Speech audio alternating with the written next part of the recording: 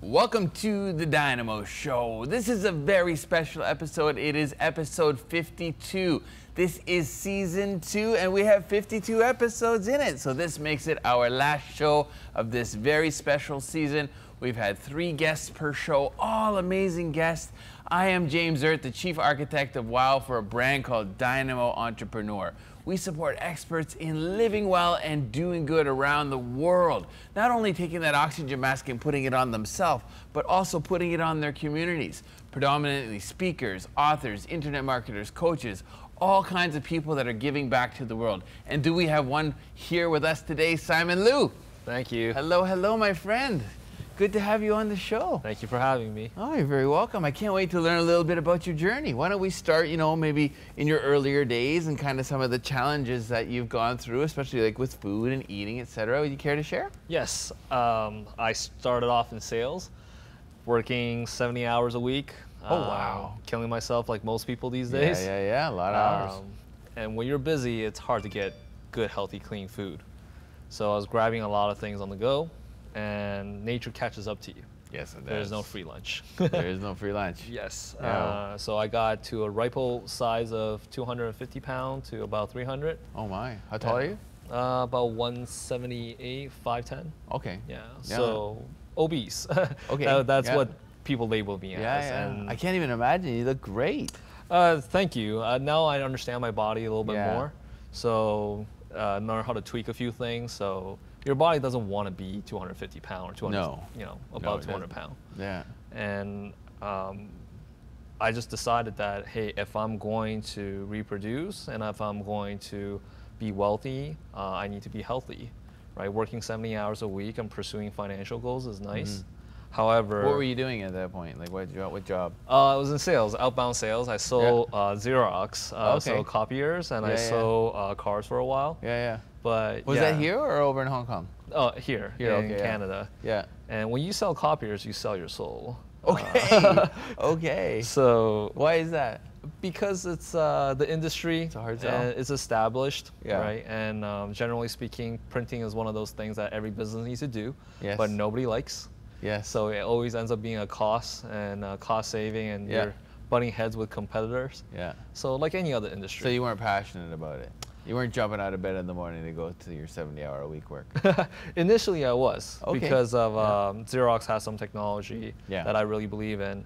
But once you understand the line of work and the day-to-day and the wear and tear. Yeah, the grind. And it wears on you. Yeah. So, obviously, you're eating fast food all the time.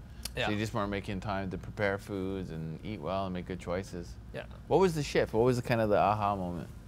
Well, I know that I want to get married and I know that I want to have kids. Mm-hmm. So we understand that obesity can be inherited. Yeah. You could impact your kids' well-being. And your family, your parents? My parents have a history of alcoholism. Okay. And after getting my DNA tested, my second phase methylation is off, so I have been dealt the same hands. Okay.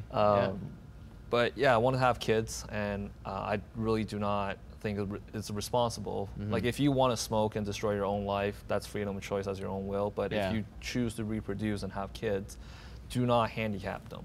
Yeah, because they are well innocent. said. Well said, man. Thank Really. you. So you're looking at 2 kids, 8 kids? 2 kids. Okay. Yes. But yeah, that was the initial reason, the why that makes you cry, because I wanted to have better for my children. Even though I don't have kids now. Yeah. But you had to plan for it, right? That's the plan, yeah. I mean, you're a proud father. I am. For Two of my own, 2 stepkids to be. You know, I love it. There's nothing better than being a dad. Exactly. You know, and I take it very serious. But you understand that as your kids grow up and they interact with other kids and other family, there's only so much you could have an influence over. So that's why it's important for you to make sure that when you bring your kids up initially, they have a fundamental core of character. You know what's interesting? It's like when you were saying like you kind of hand it on, don't handicap your kids. My daughter, she was a little bit of a surprise, right? I always say, you know, 1 kid came, you know, from a party, 3 came planned, right? My son, who's 6 now, for 3 months, I was completely focused 100% on everything that went into my body, how I trained, what I ate, what I drank, what I consumed, you know, just very, very conscious. And when I actually created him, I know the exact moment when I created him, to that degree of serving him the best that I could give him with what means I had available to me. Yes. Right. So I get that to a T. So that's great that you're doing that. So what's the next step for you in regards to your health? Like what are your goals? So now, once you get a hang of things, so when you're overweight, it's very easy for you to lose a lot of weight really quickly. Yes. Because your weight. Yes. Your body stops. You stop irritating it. Inflammation goes down. You naturally stop swelling as much. Your water retention goes down a bit, and your body starts moving towards homeostasis. That's right. Now I'm at a point where it's about a balance, like most things, and a healthy lifestyle. So now I travel, I eat, I try to make sure that my body stays within a certain parameters. But once you become more intuitive, then you understand how your body feels. A key example is I intermittent fast. So I restrict my eating within an 8-hour window. And then the rest of the time I make sure that I just subside on water. And to most people that sounds crazy, and people who have not attempted fasting, but I've attempted a 5-day water fast before, and after the 3rd day where your body stops producing poop, because there is no poop to produce, you reach a different state of mental clarity, and your body starts focusing more on amplifying your strength to allow you to acquire food versus, you know, the typical state of your sugar roller coaster. Get through. Yeah, that's crazy. Right on. So long story short, well, no, it's good. I mean, you obviously have some, you know, really great accomplishments personally, but let's talk about professionally. Let's talk about what are you doing right now? Right now, I am the head of business development for Nosh Meals. Okay. They are a healthy meal provider in Hong Kong. Oh, wonderful. Yes. Yeah. So I had a very similar business called Paleo Toronto. Okay. And that was out of Toronto, obviously. After 2 years and realizing that this is the market that I want to participate in. However, at current stage, the Canadian market wasn't right for the picking. Okay. Among other personal issues as well and personal challenges, I decided to relocate to Hong Kong. Okay. Very different world, eh? Yes. And also in pursuit of love as well. Yes. Oh, good. And now you're back? I'm back to settle things. And then I'll be moving there for 2 years. To Hong Kong? Yes. Oh, good. To and you'll be bringing Nosh there? Yes. I'm helping them grow their business line. We're moving towards meal plan.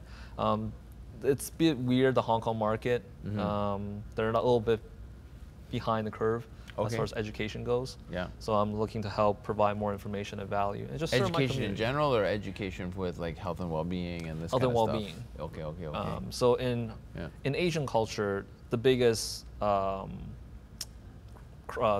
issue that I find, the biggest challenge, are the heavy use of processed sugar, soy products such as soy sauce and many other things, and also oil. So canola oil, sunflower oil, spoil oil, and on that part of the world, you just don't really know where your food is coming from.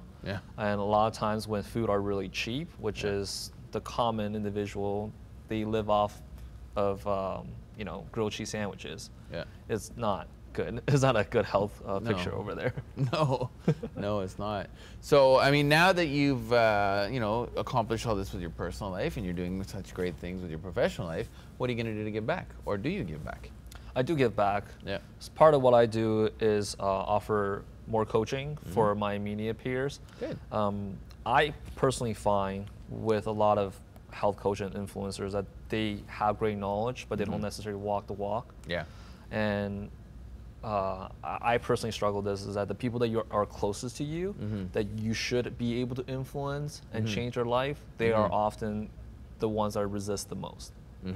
So for me, my father-in-law, his health is not the greatest, but he's so set on his ways. He's been alive for 60 years that every day to get him to make smaller change, a small change is a huge, huge challenge. You know, they get set in their ways, don't they? You're right. We are what we repeatedly do. It's so true. And we are what we eat, as cliche as that sounds. Yes. I have to thank you for coming on the show. Thank you. Good luck on your journeys. Hong Kong is definitely on my own list to venture over to. I love Southeast Asia, so maybe we'll meet up for, you know, a get-together in Hong Kong one day soon. Definitely.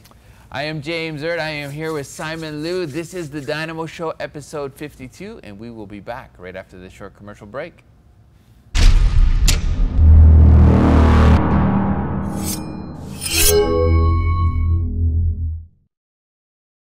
Hey there, I'm Kathy Judson, founder of Sweatbank, one of the fastest growing online fitness communities in Canada. What's the #1 problem that entrepreneurs face? For sure, it's time. With so much time devoted to one's business, there leaves little time for oneself and little time for your fitness and nutrition. As a business owner, you know that image is everything. So naturally taking care of your health, fitness, and nutrition is paramount for you and your business. At Sweatbank, I strive to help entrepreneurs of all kinds by taking the thinking out of their fitness and nutrition for them, leaving them more time to work on their business. If you want a more profitable business, you first have to invest in yourself. Let Sweatbank help you monetize your image, improve your health, and increase your productivity. Our Project Kickstart covers your fitness and nutrition needs for 14 days absolutely for free. The health of your business depends on your health. Don't miss out on this free opportunity. What is an echo? A sound frequency generated out, coming back. This movement is exactly that. More are awakening every day to the truth of how powerful we are, both individually and especially collectively. We are all connected, and the time for the realization of this is now. The Echo Movement is not only a meditation group, it is also a humanitarian group. We do work with the homeless and less fortunate, with organizations such as the Scott Mission and $1 Million Smiles. We also take pride in raising awareness for taking better care of our planet. Please visit us at echomovement.ca, where you can join and have access to our network of healers, inspiring teachers, and charities, and receive weekly updates on enlightening information. Please join us on this movement of unconditional love, one love to all that is.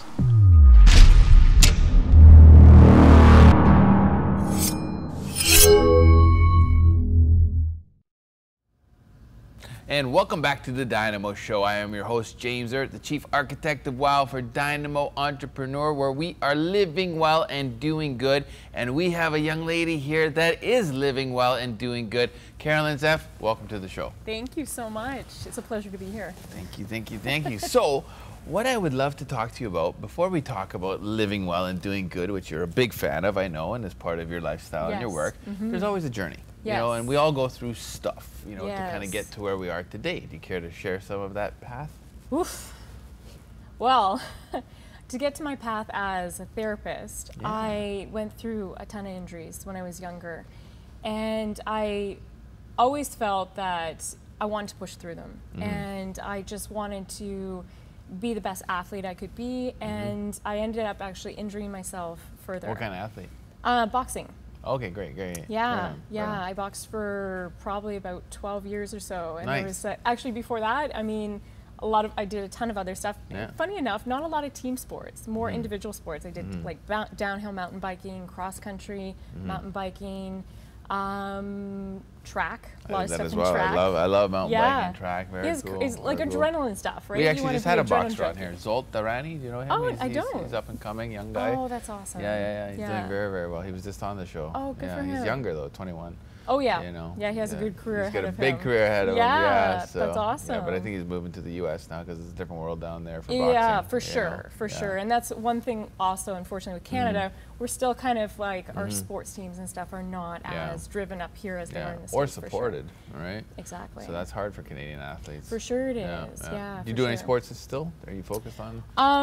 I do a little bit of Muay Thai, a little bit of boxing, but not a lot anymore. I still feel my injuries are still trying to heal Yeah. from a lot of abuse when I was younger, Yeah, for yeah. sure. Yeah. Does it have anything to do with kind of like the direction that you took with therapy and stuff like that? You know, because I mean, it's Yeah. not just physical injuries. There's mental, Yes, spiritual, you know, absolutely. financial. Oh, absolutely. I think the main reason actually I turned to boxing was because growing up I was in a household where it was very strict. Yeah. It was very regimented, and I felt that it was really hard for me to break free, and that was my outlet.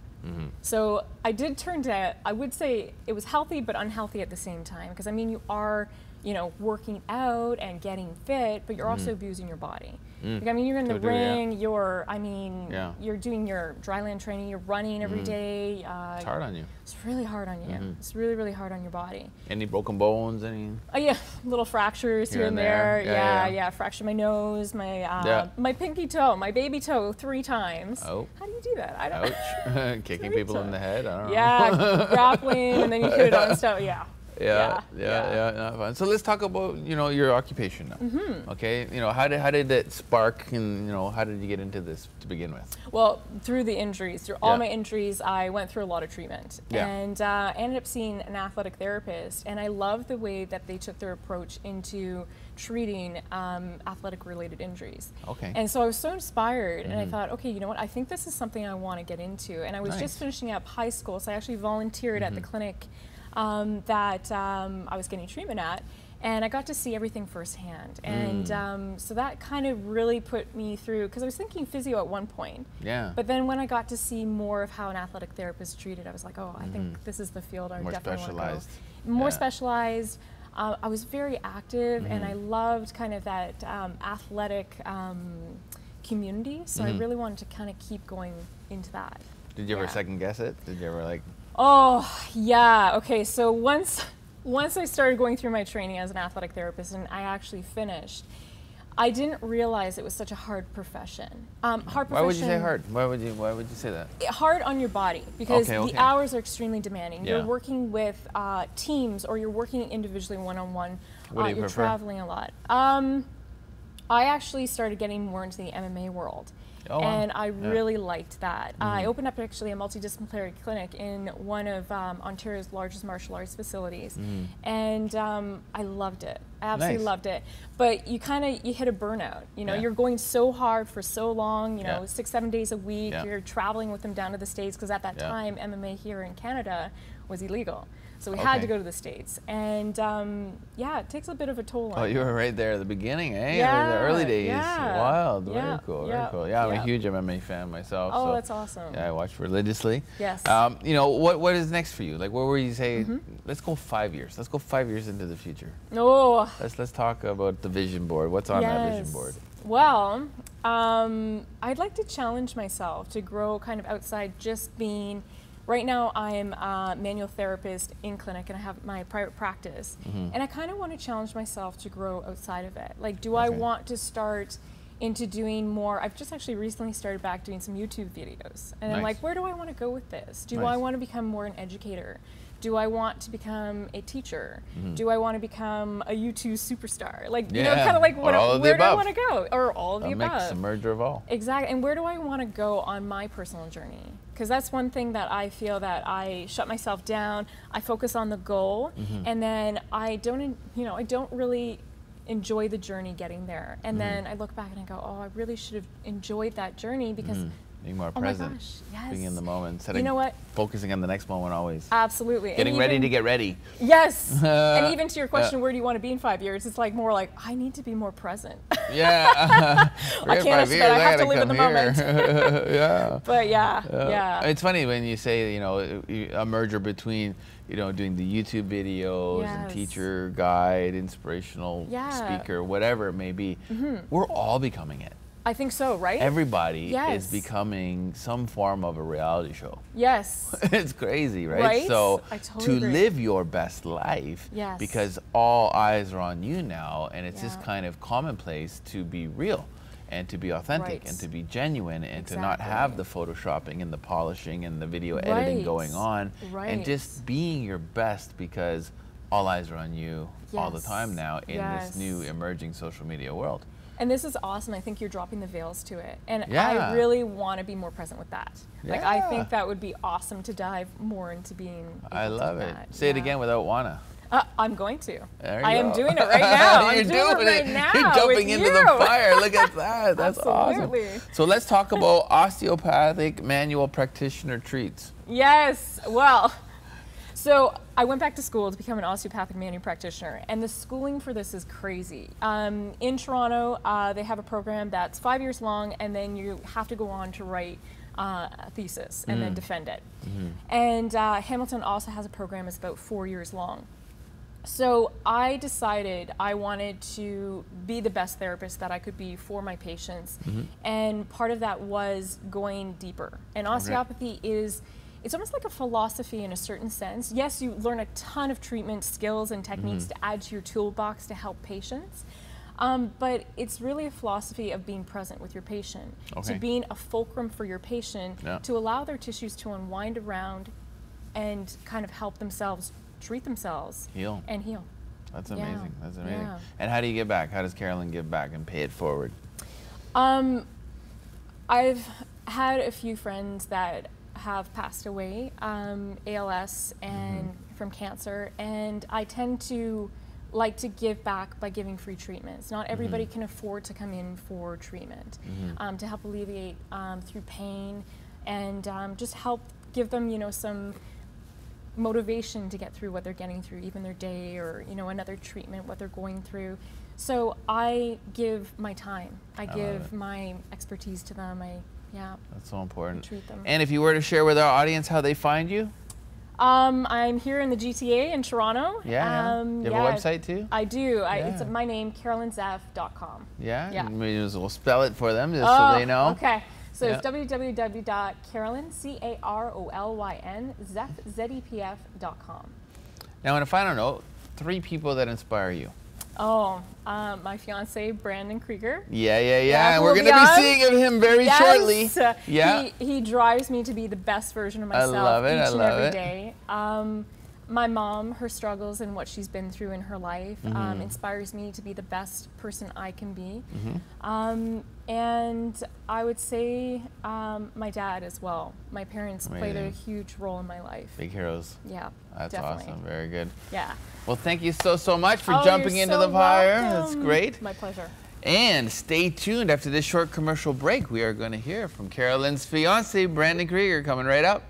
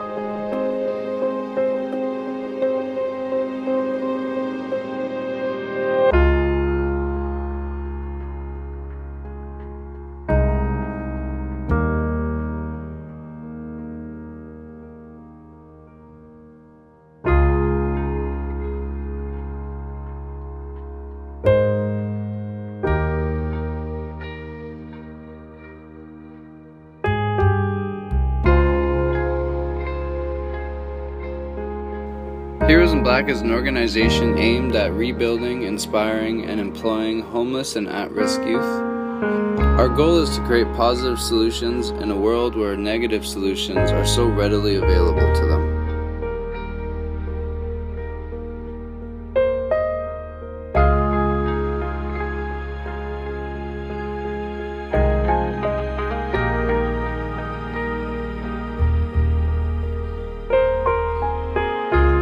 For more information, please visit our website at heroesinblack.ca.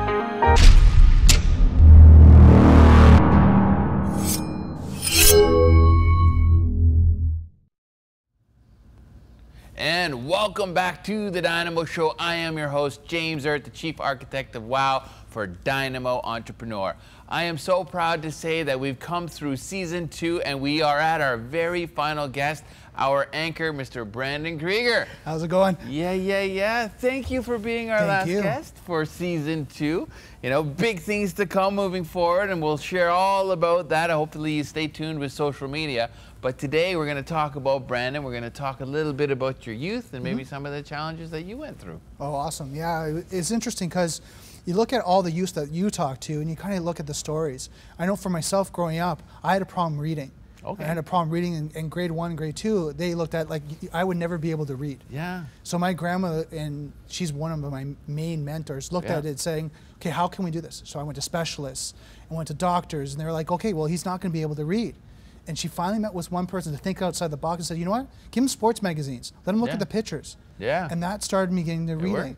Right? It wasn't just I had the ability that I could read. It was getting me interested in it. And that made me think. It made me think about that foundation is think outside the box when you're developing.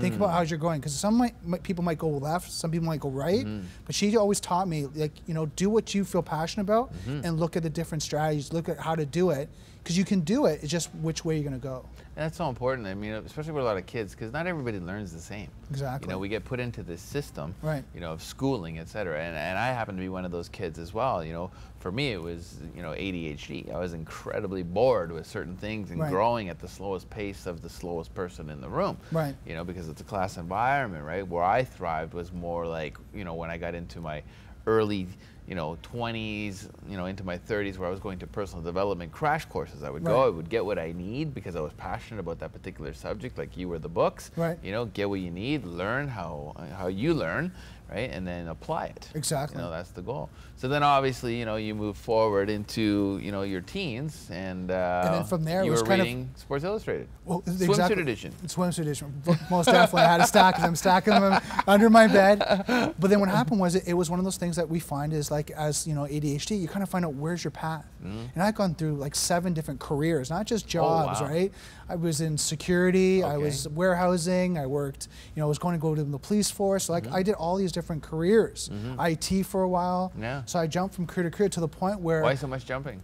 Well, again, it was like that one, you're trying to find what you're passionate about and what you resonate with. And I think, as we know, and we were talking a little bit about metaphysics, as your energy goes, you're kind of going through this journey of development. Yeah. And you go through this development of, okay, I need to know this at this point, and I need to know this at this point. Yeah. Which kind of brought me full circle to where I am today. But you know, I did holistic lifestyle coaching. I think I first met you in the health and wellness field, right? When you were doing personal training, or you were doing competitions. And I met you, and you had your own site. It was and it was amazing. But I was in that field where nutrition, health and wellness, Paul Check, you know, all this great stuff. So development and learning all that, and that's what I'm seeing. I have all these different fields, but going into the field that I'm now brings them all together. And I think that's why I went through all the different journeys, is because I was trying to find where I really wanted to be and where I give the most value.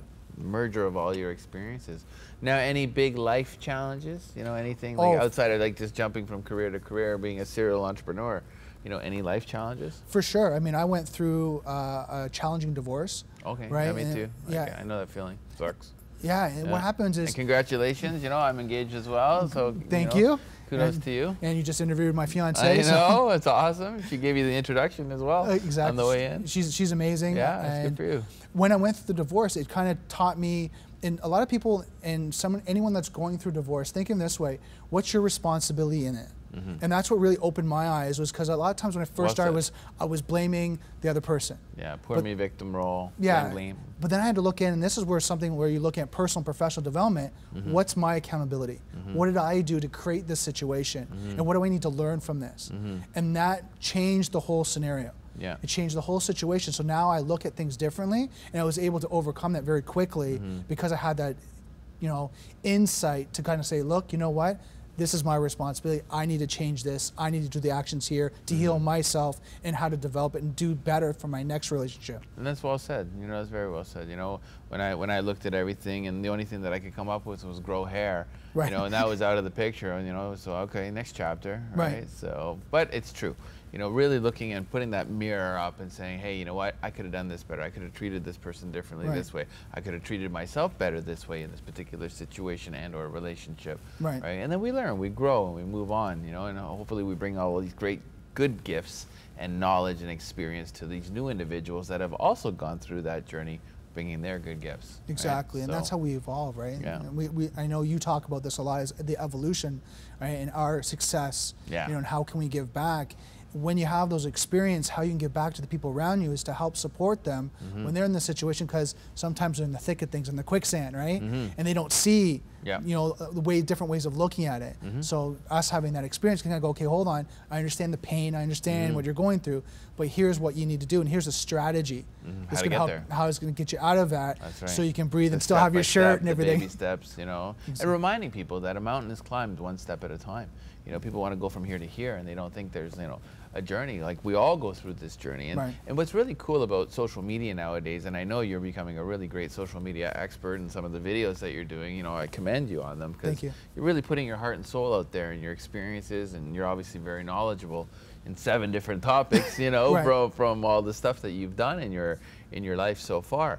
You know, and it's wild to see that we have access to this, to be able to share this. What may be wallpaper to us is something completely, you know, paramount to them, where it could have this paradigm shift by just a few little words that maybe somebody like us will say based on the experiences we've had, that will turn that person's life around tenfold, or spark them in a specific direction, you know? And as we know with social media right now, someone might be going in the situation, feel I'm alone. Yeah. And then when they go online, they do maybe watch a YouTube video or see someone being transparent, kind of go, you know what, I'm not alone, and that person went through it, you know, and oh my God, like, now I can do that. You know, they've done it, they've gone through that challenge, they show exactly what they've done, they talk truthfully about it. I can do what he's done. And that's what we see with social media now, where a lot of times we say before social media, you know, before 2004, where people are, I'm alone. You know, it's interesting you're saying, I don't remember who actually wrote the blog post. However, it was about the term, you are not alone, right?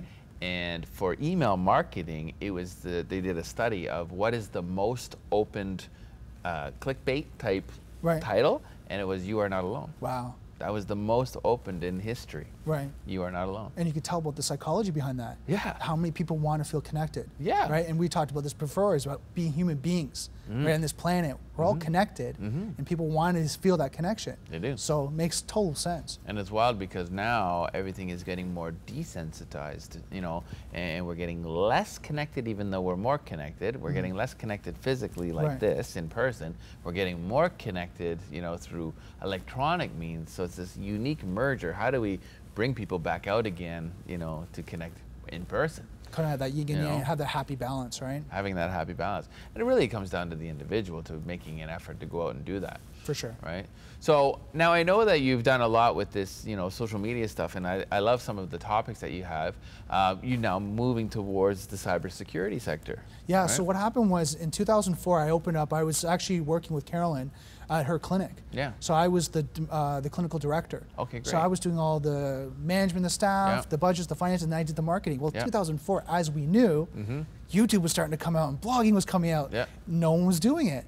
So you just did it like half. Kind of good. All of a sudden you got this massive exposure. Right, because no one else was doing it. That's right. So I had all the practitioners writing articles. Okay. Right, at least once a month, and we were doing videos. So we were ranking on Google and getting SEO and doing all this great stuff. Different world now. Different world. And then what happened was, as I developed over the last 4 years, all of a sudden this cybersecurity stuff started coming up and people were getting compromised.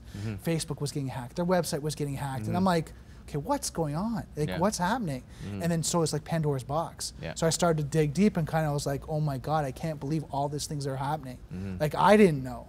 Most don't know. Right? You're just unaware. Like, oh my God, my site can be hacked that easily. My social site, these applications that we all use to make it convenient, can be compromised just like that and steal our identity. I just saw a stat that over half of the phones in the world, smartphones, have key logging software on them. Half. Yeah. That's crazy. Oh, it is. I think they said the only one that wasn't was like the Samsung 7, but everything else is open and prone to getting key logging software, so they can actually see what you're typing in, you know, for your bank, you know, for everything. Card, for everything, whatever, right? So where you're surfing, and this is where the scary part is. They can look at marketing, so how to market to you better, and on that side, and then on the other side is the criminal aspect of, I now know your bank card number, I know your password to get into it. I know what you're doing in shopping. Let's talk more about that after the short commercial break. Sounds good. I am James Erdt. I'm sitting here with Brandon Krieger, and we will be right back.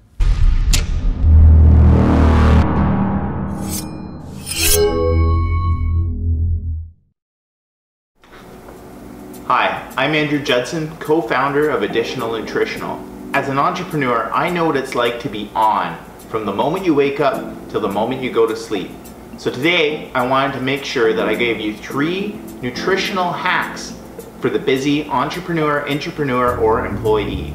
Hack number 1, fruits and vegetables, nuts, seed, hard-boiled eggs. These are things that you can easily pack in your bag over granola bars, chocolate bars, and tempting office treats like donuts, juice, pop, things that are lying around. Hack number 2, do not drink your calories. Soda, juice, milk, cream, alcohol. These can all sneak in an extra 1,000 calories a day if you're not careful. Hack number 3, restaurants. Make sure to make good substitutions if you're going to restaurants regularly. If it's just a couple times a week, just enjoy some of the things on the menu. Do not use a busy lifestyle as an excuse to let your health go. Healthy you equals a healthy business.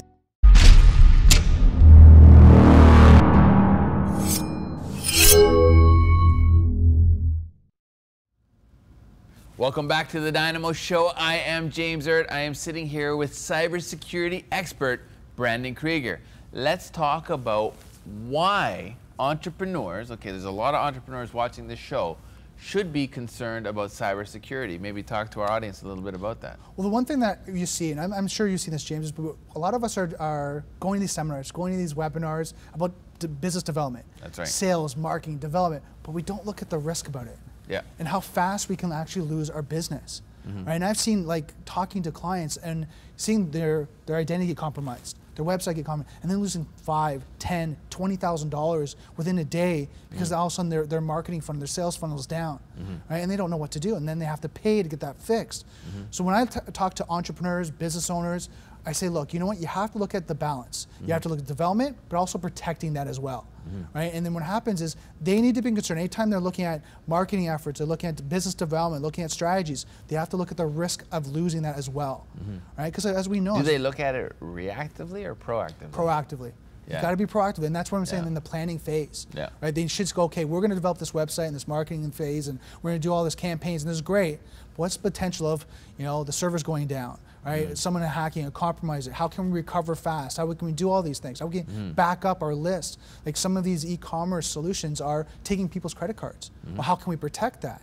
Right? So they have to look at that right from the start as they're planning this out and how to protect it as they're going, because say they do a campaign and makes $20,000. They want to protect that profit.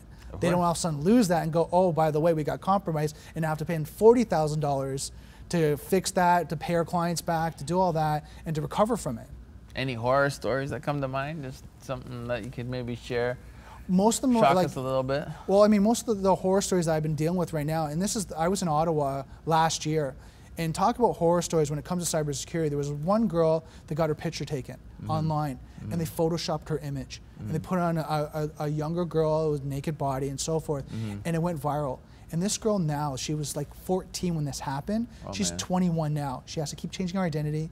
She can't work, Right? Every time she gets a job, she gets harassed at work because these pedophiles and people are going after it. And we're talking like, okay, worst situation here, but this does happen. So when you talk about that and then look on business, when you can have your identity stolen, right? You can lose your, you know, I've had social sites that have been compromised where people have 20, 30,000 followers and then it's been wiped right out. Yeah. Right, and people use that as their lead generation, their marketing efforts. So, I mean, we're looking at scary things that can happen, and it's like when we watch these movies. Oh, you know, it happens only in the movies. It's becoming real now. It is. Right? Look at all those poor chaps on Ashley Madison. Well, they all got busted. Exactly. We look at Ashley Madison. Serves them right, but is what it is. All the publicity Right? happened. You look at Sony. Yeah, The it's Sony true. hack as well. Yeah. Right, and then you look at the staff. They Yeah. lost all their identity. Yeah. And that was a company supposed to be protecting them. That's crazy. Right, and they just said, no, there's nothing we can do to help you. You know, if they want to get in, can they get in? One slogan I use after every video, and you see some of my video logs, is software is hackable, being connected is vulnerable. And that's it, period. Right? If you're connected, if you're using software, it can be compromised. It's just a matter of time. You know, it's interesting. I was watching one of your latest videos about Bitcoin. You were going to a meeting talking about cyber and cryptocurrencies. Yeah. Right. I'm a huge fan of cryptocurrencies. I love what it's going to be doing for the world and how we're moving towards global currencies versus national currencies and but there's a lot of risk there. For sure. It's the Wild West right now. It's total chaos. Right. And a lot of fortunes are going to be made and a lot of fortunes are going to be lost for people, regular Joes that don't know what they're doing in that space.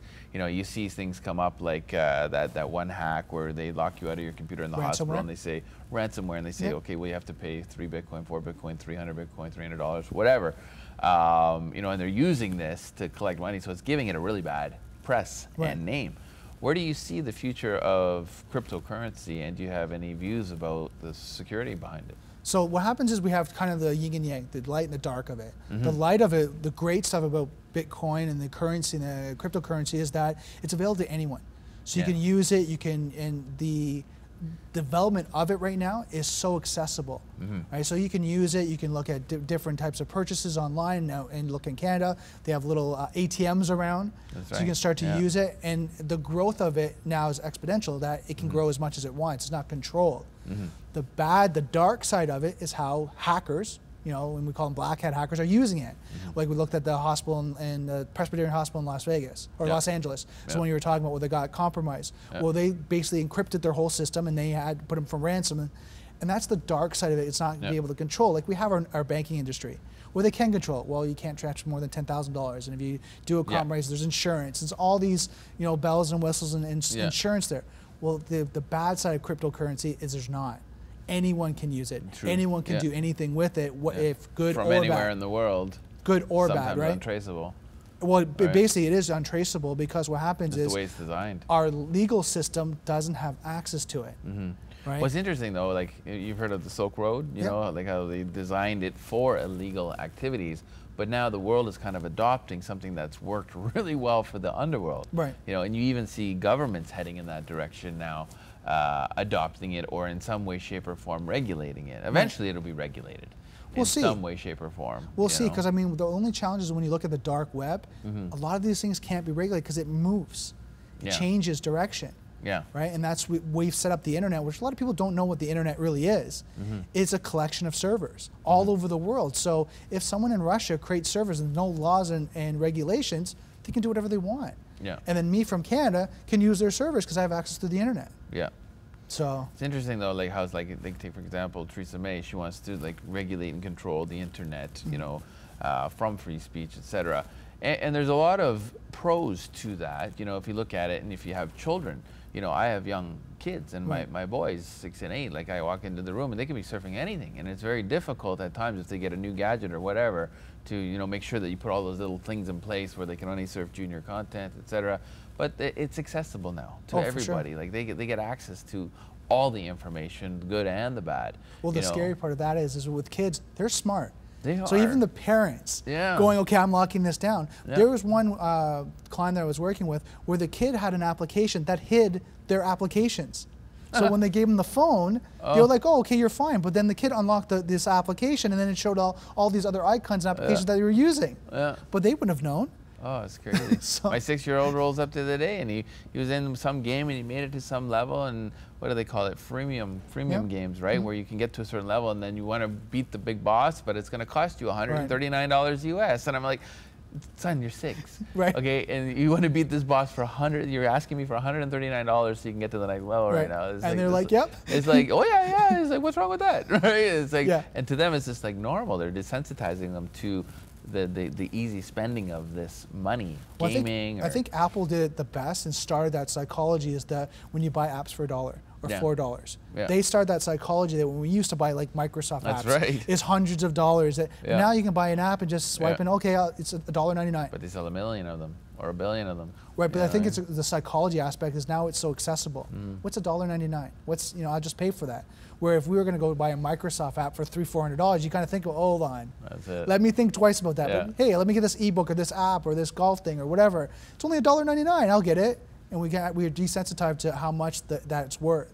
If you'd be so kind, maybe on a few final notes, maybe 2-3 nuggets of wisdom or experience to share with our audience about how they can protect themselves as well. So first thing I would do is I would evaluate your whole business, your system. Do it like a risk analysis. Right? Just see where you could be compromised, where you could lose data, information, anything along that line. Right? Second, look at your backups. Back up everything and be redundant.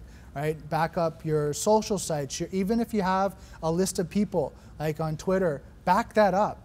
Back up your connections, do all that. Because what happens is if you ever lose that, you want to make sure you have connections to it. Because I know with people in marketing, and I've seen this, James, which is scary, is that they have this humongous list they've built over years, and all of a sudden now they lose it. And the third thing is, educate yourself. Ask questions. It's okay. It's okay to go out there and ask the important questions of, how do I do this? Because so many people, so much experts, so many articles out there that are providing knowledge, but you have to ask. Watch the Dynamo Show. Listen to experts like this. Awesome. I love it. I love it. What's next for you? What's the next big step in your career? So right now, as I've been working right now, 2018 is my big kind of development in my business, right? That's where I'm going to start launching. Right now, I'm in a development phase.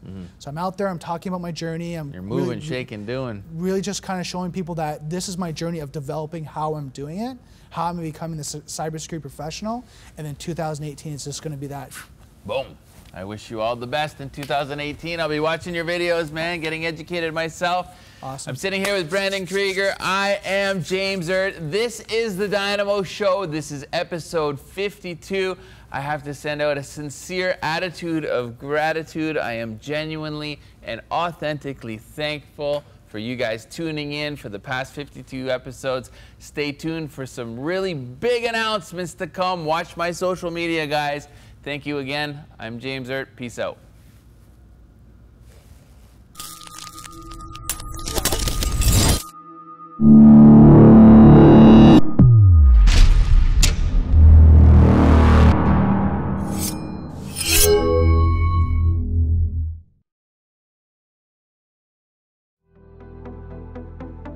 What do kids do when they don't hear the words "I love you"? They look for love elsewhere. You took the words right out of my mouth.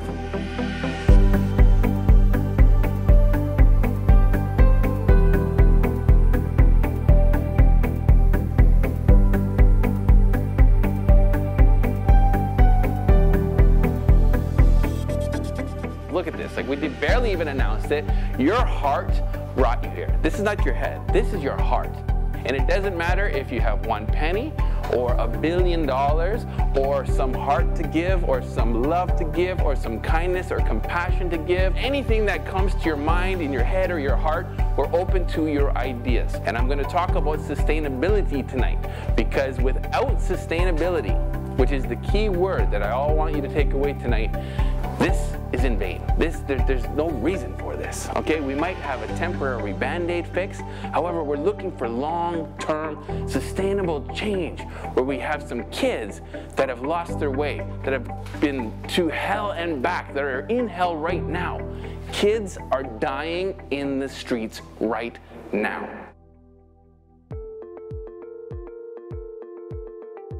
Who is the most far gone in our community? Mississauga, Brampton, Caledon, all right? This is the test boundary of where we're gonna create this. Then we're gonna go right into Toronto. From Toronto, we're gonna start building ranches across the country. 2 in Halifax, 2 in Montreal, 2 in Toronto, 2 in Calgary, 2 in Winnipeg, 2 in Vancouver. So there's a 12 ranch project. Craig, Neil, and myself are in charge of rolling those out and kind of traveling with them as they open. And then we'll obviously be doing these types of meetings in every city respectively across the country. This is definitely an interesting evening, and if you in any way, shape, or form are interested in being involved with just a really cutting-edge sort of project, right, that covers every level from social work to business to philanthropy to permaculture, like everything's being covered, and you want to connect with other, you know, high vibration, plugged in sort of people, then definitely you want to be here. I think the major takeaway from this tonight is to have a better understanding of the plan around the Reviver Ranch. And I think it's a brilliant idea. I think it's very needed. There's a lot of kids out there that desperately need a second chance that they might not get without this program. So I think it's excellent and highly needed. I can speak from personal experience. I go to York University. We're 5 minutes away from Jane and Finch. You see the problems. Even in the village, there's a lot of problems. And a lot of it is just that we live in a society that unfortunately puts a lot of the onus and burden on the individual to go out and fix their own lives. But I think that we all know that you need a support system and you need a network of people. And that's really what the people here are trying to provide. It's for these individuals who have slipped through the crack. We're kind of saying, we understand you, we've been there, and now we're reaching back to pull you back up.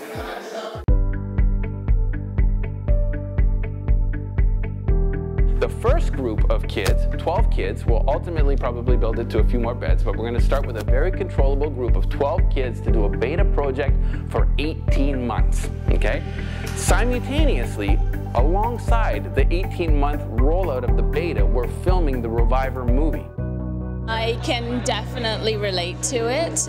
In 2005, I lost my husband to cancer, and my son has struggled ever since. He just came out of rehab in this last summer, and is also not doing well again.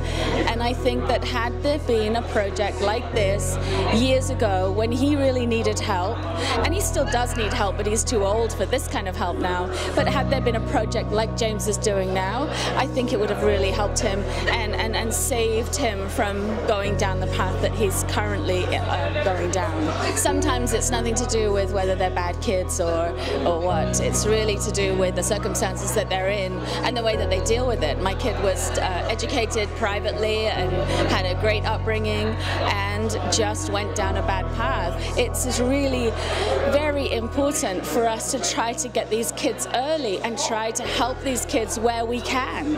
Most definitely I can help with the transformation process, that idea of really redesigning your belief systems so you can grow out of that environment. So you're not looking back at that area. I grew up in an environment like that, so I have an understanding of what the challenges are, and I think that knowledge and my background as a coach can actually help with that transformation process to actually help these boys really grow and become the people who can not only get out of the gangs and get away from that environment, but help others to move away from that kind of lifestyle and change their communities.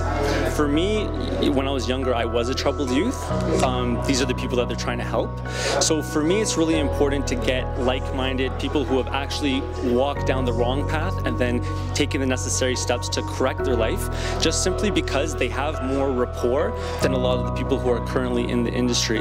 I know when I was growing up and getting into trouble, a lot of the people that I encountered, they couldn't really relate to my lifestyle. A lot of them were coming from university, academics, suburbia, and so they didn't really relate to the inner city experience. This program is what a society needs to change the current flow of people being incarcerated and coming out and becoming better criminals. This is a way of avoiding that whole process and actually transforming people who are already on a dangerous path to turn around and become an asset to society. I'm going to be better. I am better. And what we share with these kids is it doesn't matter what you did in the past. What matters truly right here, right now, is one thing. Who is little Joey right now? Who is little Jane right now? Who are you right now? What do you want to be? What do you want to do? Where are you going? Okay, we can't change the past, but you're not gone yet. You have one choice, and that's to be better.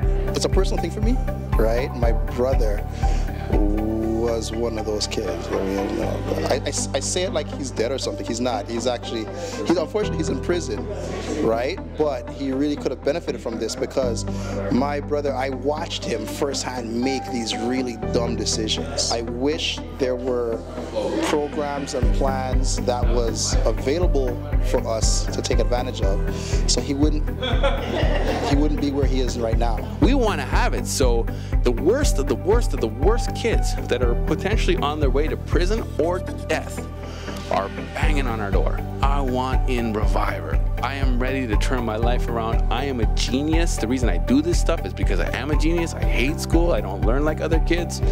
We have to actually pay attention to grabbing kids before they really go off the rails.